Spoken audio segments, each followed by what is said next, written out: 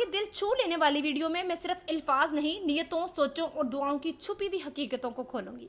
क्या आपने कभी सोचा है कि हम दुआ मांगते रहते हैं, बार बार मांगते हैं, आंखों में आंसू होते हैं, दिल में उम्मीद होती है, लेकिन फिर भी दुआएं कबूल नहीं होती। क्या अल्लाह पाक हमसे नाराज होते हैं, या शायद हमें दुआ मांगने का तरीका ही नहीं आता, हमें सही अल्फाज का चुनाव नहीं आता, हमें सही लफ्ज, सही जुमला नहीं बोलना आता, हमें अल्लाह पाक से वैसे दुआ मांगनी नहीं आती जैसे अल्लाह पाक हमसे चाहते हैं। हम अक्सर जज्बात में ऐसी दुआएं मांग जाते हैं जिसका अंजाम पछतावा होता है। अस्सलाम वालेकुम जी, I hope you guys are doing really well and welcome back to my channel. अच्छा जी, सबसे पहली दुआ जो कि हम अक्सर औकात मांगते हैं, बहुत से लोग मांगते हैं, कभी अपने लिए, कभी अपने बहन भाइयों के लिए, कभी अपनी औलाद के लिए, कि या अल्लाह मुझे गाड़ी दे दे, या अल्लाह मुझे पैसा दे दे, या अल्लाह मुझे दौलत दे दे, या अल्लाह मुझे फलानी जॉब चाहिए, बस मुझे वही चाहिए है। ये दुआ मांगने से अल्लाह पाक आपको पैसा तो दे देंगे, दौलत भी दे देंगे, क्या वो पाक होगी, हलाल होगी, बरकत वाला होगा? देखिए, पैसा तो फिरौन के पास भी था, लेकिन उसका क्या इंजाम हुआ हम सबके सामने।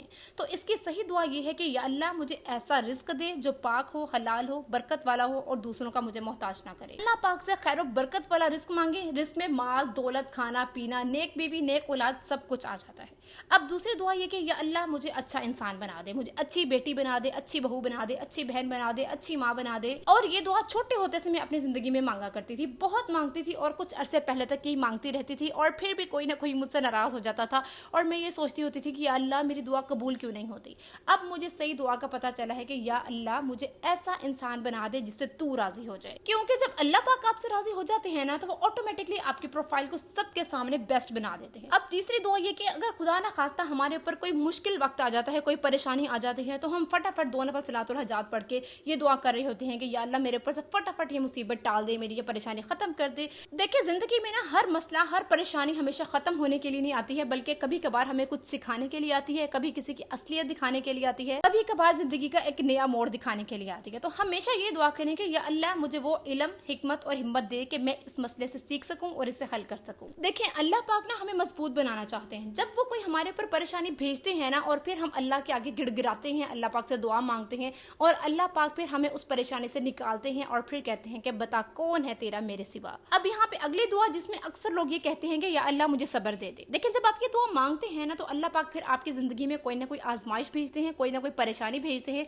आपके सब्र को आजमाने के लिए। और जब खुदा न खास्ता आपके ऊपर मुश्किल वक्त आता है, तो फिर वहां पे आपका सब्र जो है वो लड़खड़ा जाता है। हमेशा ये दुआ मांगे कि या अल्लाह मुझे आजमाइशों से, परेशानियों से, मुश्किलात से दूर रख, लेकिन अगर मेरी जिंदगी में तूने कोई आजमाइश लिखी है तो मुझे साबित कदम रखना, मुझे ऐसी हिम्मत और सुकून दे के मैं सब्र कर सकूं। तो बेहतरीन तरीका ये है कि आप सब्र के साथ बर्दाश्त, सुकून और अल्लाह की रजा मांगे। अब यहाँ पे अगली दुआ ये कि अक्सर लोग अपनी जिंदगी में इतने परेशान होते हैं कि न चाहते हुए भी ये दुआ मांग बैठते हैं कि या अल्लाह मुझे मौत दे दे। देखिए, आपने गलती से भी ये दुआ नहीं मांगनी है, ये कुफरिया और अल्लाह पाक के नजदीक नापसंदीदा अल्फाज हैं। हमेशा ये दुआ करें कि या अल्लाह मेरी जितनी भी जिंदगी है ना, ईमान वाली, खैर आफियत वाली और सेहत और तंदुरुस्ती वाली हो, और मुझे उस टाइम मौत देना जब तू मुझसे सबसे ज्यादा राजी हो। अच्छा, अब पांचवी दुआ ये कि अक्सर बच्चे बच्चियां ये दुआ मांगते हैं कि या अल्लाह मेरा फलां जगह रिश्ता कर दे, या अल्लाह मेरी फलां के साथ शादी करवा दे। ये अक्सर औरतें ये दुआ मांग रही होती है कि या अल्लाह मुझे सिर्फ बेटा ही चाहिए, या अल्लाह मुझे सिर्फ बेटी ही चाहिए।